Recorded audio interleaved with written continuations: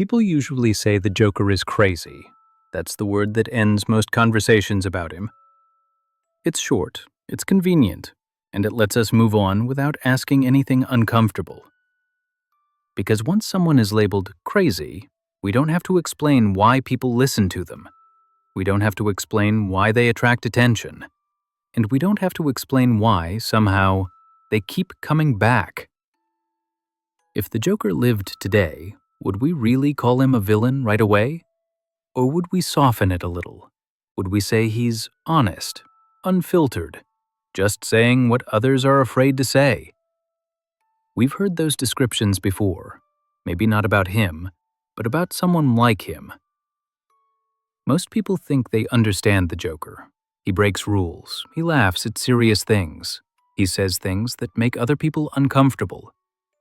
He walks into a room where everyone is pretending to be polite and he interrupts the pretending.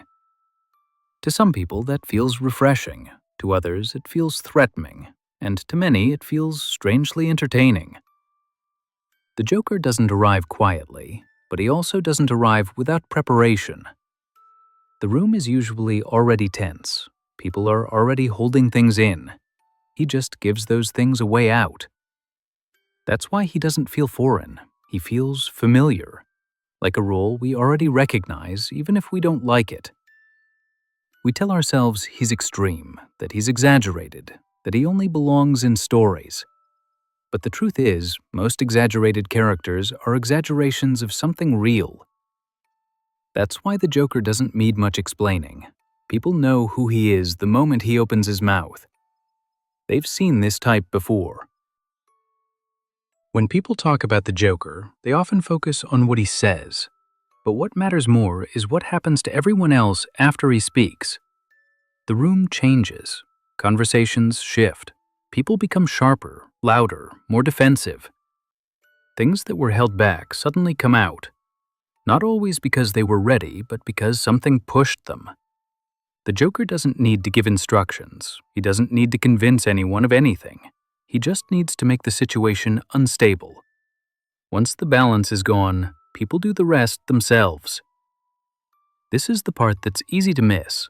Control doesn't always look like control. Sometimes it looks like disorder. Sometimes it looks like everything falling apart. But while everyone is reacting, someone else is paying attention. The Joker understands this very well. He knows that when people feel exposed, they rush to protect themselves. They interrupt, they explain, they attack. They try to look strong. And in doing so, they stop listening. At that point, it doesn't matter if the Joker is right or wrong. What matters is that he has the room. Not because people agree with him, but because they can't ignore him. There's a strange comfort in this for some people. When things are already tense, chaos feels honest. It feels like someone finally said what everyone was thinking, even if that's not true. The Joker doesn't calm situations down. He speeds them up. He takes thoughts that might have stayed quiet and forces them into the open. That pressure creates mistakes, and mistakes are revealing. What makes this uncomfortable is how effective it can be. Not because it leads anywhere good, but because it works. People remember the disruption more than they remember what came before it. That's why the Joker doesn't feel random. He feels intentional. Like someone who knows exactly which wire to touch, not to fix the machine, but to watch it spark. And once the spark happens, the damage doesn't look like his responsibility anymore. It looks like everyone else lost control. This is where the Joker stops feeling fictional.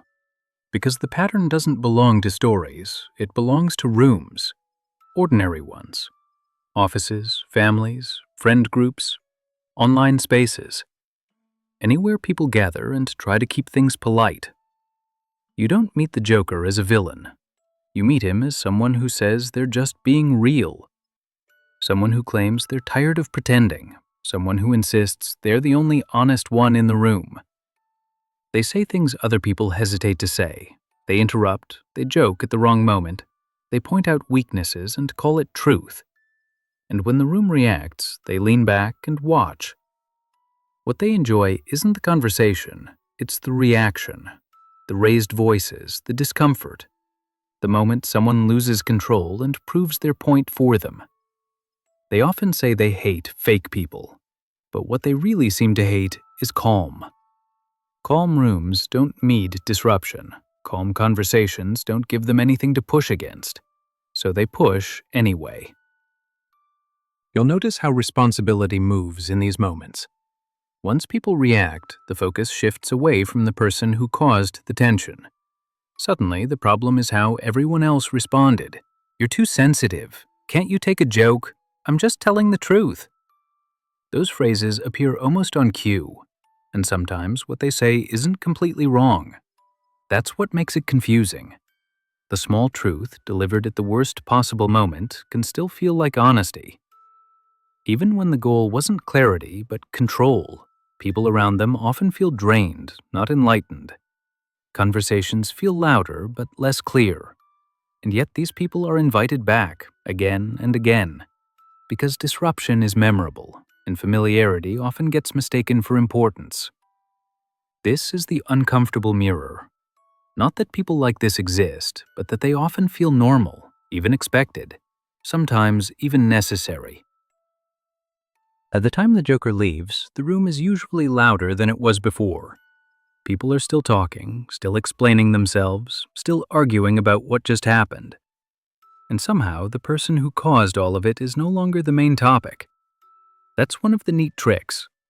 When enough noise is created, responsibility becomes hard to trace. It dissolves into reactions, misunderstandings, and raised voices. Later, people replay the moment in their heads. They wonder if they overreacted, if they took things too seriously, if maybe the Joker had a point after all. That doubt is important. It keeps the door open. Because if the problem was everyone else's reaction, then the disruption wasn't really the problem. It was just misunderstood honesty. The Joker rarely has to defend himself for long. Someone else usually does it for him. They'll say he's not that bad, that he's just blunt, that people should lighten up.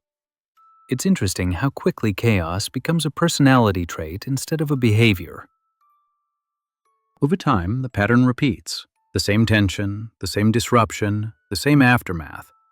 And each time it's treated like a surprise, as if no one remembers how the last conversation ended. That's the quiet cost. Not the explosion itself, but the fatigue afterward. The feeling that nothing really moved forward, that a lot of energy was spent and very little was built. And yet, the Joker remains strangely welcome. Because chaos feels active, it feels like something is happening. Calm, on the other hand, feels boring, and boring doesn't always get invited back. So the Joker survives not because he's right, but because he's loud. Not because he's honest, but because he's memorable. And not because he brings clarity, but because he leaves an impression. That's the final, slightly uncomfortable joke in all of this. The Joker doesn't need to win. He just needs to make sure nobody else does either. Until next time, you've probably seen this one before.